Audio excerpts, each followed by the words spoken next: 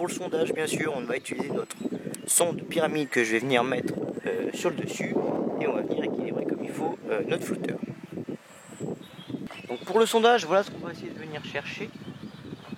Je prends ma zone que je souhaite pêcher et ensuite je descends doucement ma sonde jusqu'à temps qu'elle touche le fond et je vois à peu près. Donc je cherche, bien sûr, je vais pêcher une surface assez plate, éviter les trous, ce genre de choses. Donc je cherche mon endroit où pêcher. Hop là, je vois que vous avez vu la différence. Ici je suis pas bon parce que je suis trop profond. Voilà, il faudrait que je remonte un petit peu mon bouchon pour que je sois correctement pour pêcher. Et ici juste à côté, 5 cm à côté, là je suis très bien pour pêcher. J'ai mes deux marques qui dépassent. Donc il faut que je pêche. Vous avez vu par ici, là encore, si je me décale encore 5 cm par 5 cm, je suis très bien pour pêcher. C'est exactement ici que je vais pêcher. Du coup, impeccable.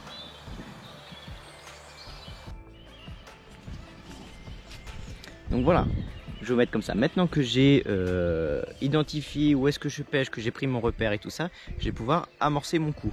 Donc là, hop, c'est très simple.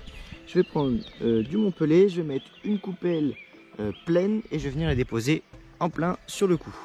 Ma coupelle que je remplis, hop, et je vais les déposer ça sur le coup. À peu près par là.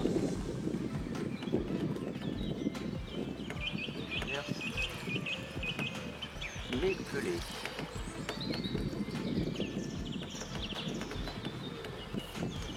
Hop là. Bon, on est prêt à pêcher, ça y est, je vais installer ma coupelle de Sion. Donc la coupelle, ça s'installe, moi j'utilise celle de chez Gourou, mais vous pouvez utiliser d'autres coupelles. C'est que moi j'ai acheté ça quand j'ai débuté pour amorcer, j'avais pas de coupelle de Sion. Déjà j'avais pas de coupelle, de kit coupelle, donc j'avais acheté ça. Et donc voilà, donc ça se prend comme ça, vous avez plusieurs fentes avec des diamètres différents. Moi je prends le gros diamètre et je viens le fixer sur mon kit. Vous avez vu, normal ça roule, mais hop, vous le glissez le long de votre kit jusqu'à temps de le rentrer en force. Voilà, et après donc ça roule plus hein. Et en fin de compte, votre boule de pâte, vous allez la mettre à l'intérieur, l'emmener sur votre cou, et une fois sur le cou, hop, vous la ferez tomber à l'eau. Donc bien sûr, si vous mettez votre pâte comme ça, vous la mettez comme ça. Si vous la mettez dans ce sens-là, renversez pas comme ça, parce que vous allez faire un nœud avec la ligne et ça ne sera pas péchant. Vous versez du côté où vous mettez la pâte. Si je la mets de la gauche par la droite dans ma coupelle, et bien je verserai du bon côté. Voilà. Donc là je vais mettre une première fois donc ma pâte. Pour ce faire, donc je prends une dose de pâte, d'accord. Je viens faire une boule avec. D'accord, une boule que je viens ensuite étaler. Je mets mon hameçon dedans.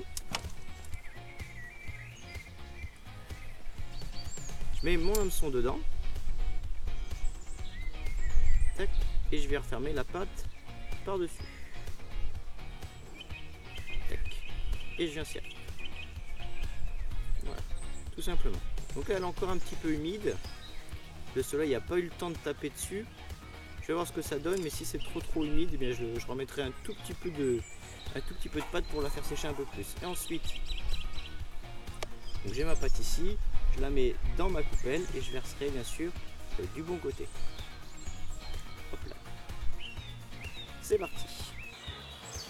Et je viens déposer ma pâte. Et voilà. Évidemment, la ligne va descendre toute seule et se placer normalement. Voilà, elle va se placer correctement.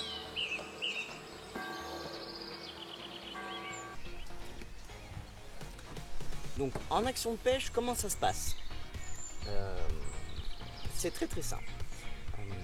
Pour mes premières boules de pâte, on va dire, pour ma première demi-heure, je laisse pêcher ma boule sans rien toucher pendant environ 5 minutes. Si j'ai pas eu de touche, eh bien je ferme ma boule pour la laisser au fond et ainsi, on va dire, débuter mon coup à la pâte. D'accord ?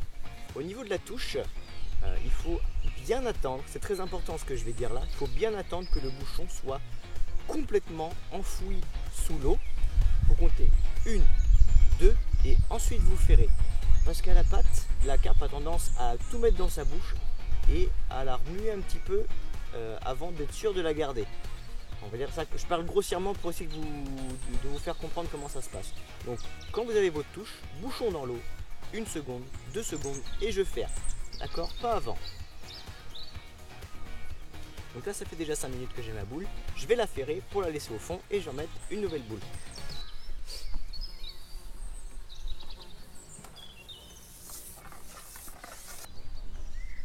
Donc ma boule de pâte, j'ai rajouté un tout petit peu de farine à pâte là pour qu'elle soit un petit peu plus dure.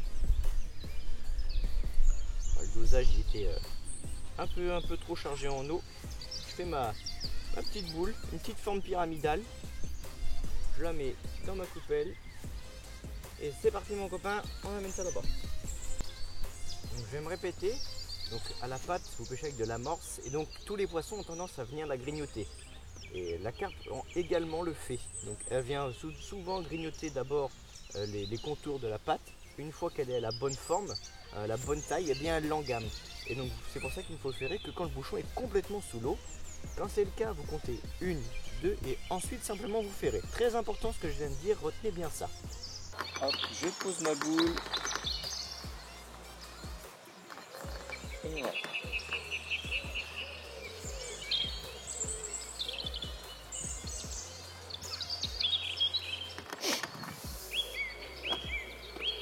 Hop, ça a pris déjà. Il y a peut-être déjà du monde dessus. 1, 2.